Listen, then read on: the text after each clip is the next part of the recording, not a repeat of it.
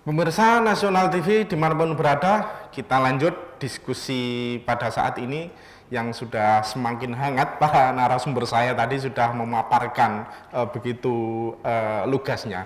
Nah, saya kembalikan kepada Mas Antonio Cornelis ini terkait dengan fenomena tebang pilih yang disampaikan oleh Pak Haji Yusuf Hidayat, dan tadi juga sedikit disinggung bahwa regulasinya itu sudah jelas. Penerapannya ini bagaimana? Nah, satu itu, yang kedua tadi terkait dengan fenomena tadi, terkait dengan perizinan yang dicopot, yang sudah izinnya ini selaku leading sektor ini Dinas Penanaman Modal ini bagaimana ini melihat ini fakta bahwa ini bahkan sampai menjadi kasus hukum seperti itu. Nah, artinya kan jangan sampai hal-hal yang itu sifatnya diskriminatif lah kira-kira begitu. Monggo Mas Antonio. Baik, terima kasih. Ya. Memang kalau kita berbicara secara aturan hukum, memang kan saya bilang ini adalah suatu keharusan yang harus kita ikuti. Ya. Prinsip kami sebagai di Dinas Penanaman Modal, kalau orang bilang ini adalah leading sektornya di bidangnya perizinan, di bidangnya penanaman modal, kan gitu, Pak. Memang kalau penegak perda adalah di leading sektornya adalah di Satpol PP. Ya. Maka kami bekerja adalah ada dua hal sebenarnya. Prinsip kami bekerja ada dua hal yang harus kami pegang erat dimanapun kami berada. Yang pertama adalah aturan. Itu wajib hukumnya. Bahkan dimanapun titik-titiknya kita bekerja, aturan itu harus dipegang. Yang kedua adalah alur, atau orang itu lebih menyebutnya adalah SOP. SOP. Ya, ini yang SOP kadang kita ini memang repot. Membaca sebuah kalimat, kadang ini kita ini salah tafsirnya bisa banyak orang. Ya.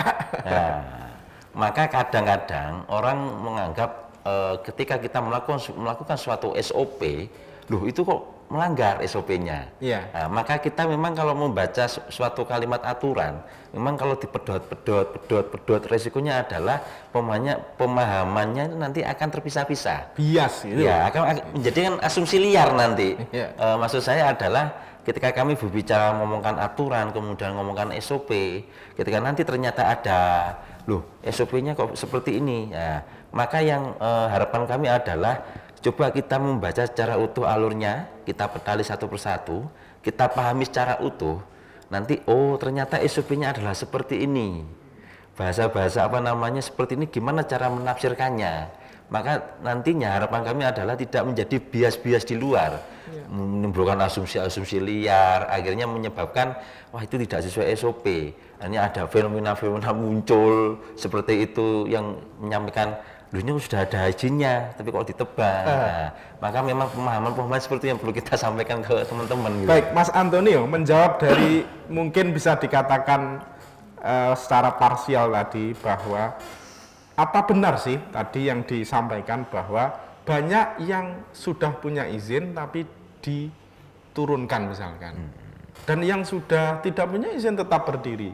Ini kan biar tidak menjadi isu liar. Ya. Ini apakah benar sih itu faktanya kan gitu? Monggo Mas Anton yang menjawab dari Pak Yusuf Hidayat tadi. Ya. Kalau kami prinsip Pak, tidak mungkin kami melakukan sesuatu yang melanggar hukum Pak. Ya, pada prinsip. Ya, gitu. Pada prinsip kami bekerja tidak mungkin melanggar hukum Pak, karena kita sudah pegangan aturan. Risikonya apa ketika kita melanggar hukum, aturannya seperti ini, SOP-nya seperti ini, maka kami akan yang kena nantinya. Ya. Maka mungkin ketika saya bilang itu adalah suatu, mungkin kita kan ngomongkan orang ini ngomongkan baik terus ya, mesti namanya miss ya Pak ya. Kita ya tadi yang sampaikan pertama tadi, miss, oh aku salah moco SOP sudah terlanjur kita lakukan. Maka itikat baiknya adalah kita pasti akan memberikan surat pemberitahuan. Itu yang kita lakukan. Mungkin kesalahan prosedur, tetap kita akan memberikan pemberitahuan. Ya. Itu yang kita lakukan selama ini. Tidak mungkin kita melangkah. Ya, mana ada yang berani melanggar hukum, ya, Pak. Resikonya sudah ketahui dari awal gitu. Tanpa sesuai SOP. Iya. Baik, kembali ke Pak Parmin. Monggo Pak Parmin. Terima kasih. Ya. Sebenarnya tidak hanya SOP, ada SIP. Ya. Standar operasional prosedurnya, ada standar informasi prosedur. Artinya ketika yang dimaksud tebang pilih saya tadi sedikit mengulas kalau persoalan hukumnya, karena ini pengalaman ada persoalan baliho yang kemudian roboh dan kemudian diamankan oleh Pol PP, yang kemudian ada sesuatu saya tidak mencampuri, saya tidak akan intervensi hukum karena ini sudah masuk pada ranah hukum. Tapi prinsip maksud kami satu, standar informasi prosedur ini SIP-nya ini harus match dengan SOP-nya. Artinya saya yakin kok Mas Antonius ini tidak akan pernah berani menyampaikan persoalan prosedur penurunan baliho karena ini kewenangannya adalah Pol PP, leading sektornya sebagai penegak perda. Pol PP. Ya, mestinya antara Pol PP dengan perizinan ini selalu membangun komunikasi, human relation-nya. Biar tadi tidak miss tadi. Biar tidak terjadi miss antara perizinan yang mengeluarkan izin Pol PP sebagai penegak perda.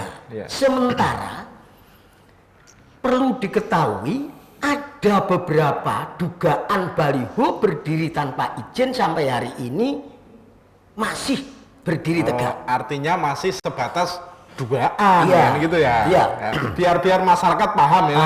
Biar clear kan gitu Pak. Kemudian yang kedua, ada baliho ini berizin yang diduga masa berlakunya ini sudah habis, bukan mati. Bukan mati izinnya, karena tidak ada izin itu mati, hanya tidak berlaku. Nah, ketika Pol PP menegakkan perda, mengambil dan mencopot menurunkan baliho, saya sepakat mendukung pemerintah daerah Kabupaten Banyuwangi yang leading sektornya Pol PP untuk menegakkan perda, menurunkan baliho yang tanpa izin, karena ini merugikan negara. Yaitu satu, izinnya ini masih menggunakan tarif anggaran untuk izin. Kemudian yang kedua, ini pajaknya. Ketika diturunkan, ini harus disadari bahwa diturunkan ini karena merugikan rakyat. Kemudian kalau kemudian harus ada pemberitahuan, ketika baliho ini tidak ada izinnya, lantas harus diberitahukan surat pemberitahuannya kepada siapa? Kalau kemudian ini menjadi persoalan hukum, kepada siapa ini? Kepada siapa? Kepada siapa? Tidak tahu tuannya. Tidak tahu tuannya. Wajar kalau kemudian Pol PP menurunkan karena menegakkan perdanya tanpa izin. Yang kedua ini yang perlu mendapatkan satu perhatian.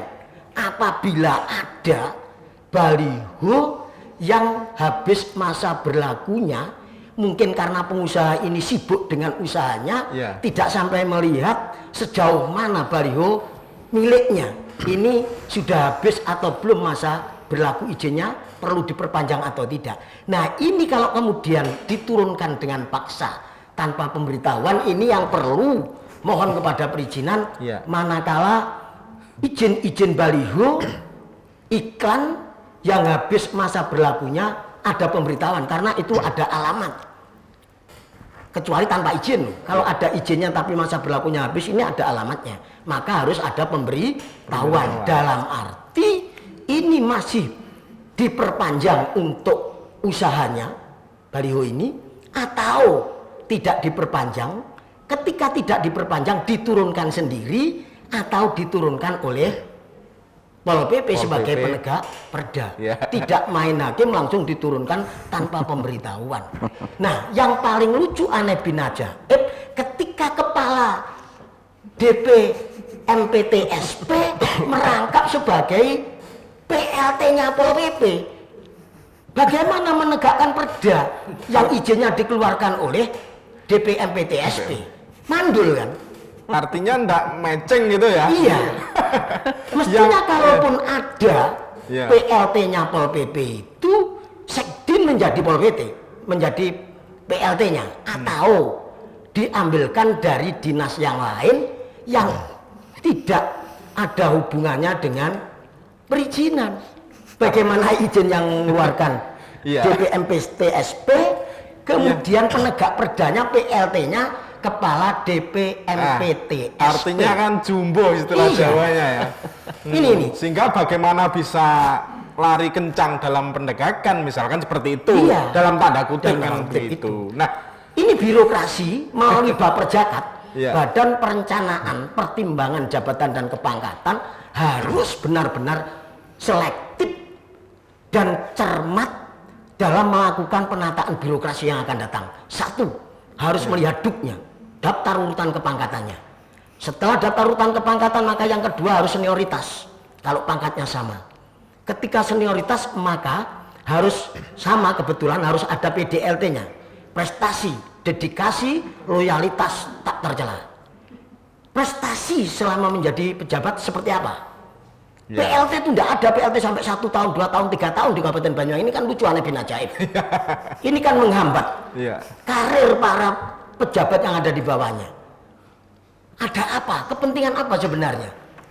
Bagaimana akan melakukan pelayanan prima ketika Baperjakat tidak cermat?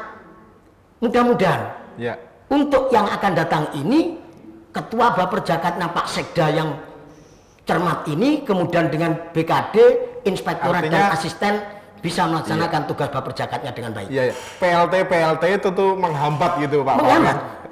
Baik, pemirsa, diskusi saat ini sudah mulai gayeng dan sangat panas ini kira-kira. Dan akan kita pertajam dan kita perluas setelah yang satu ini.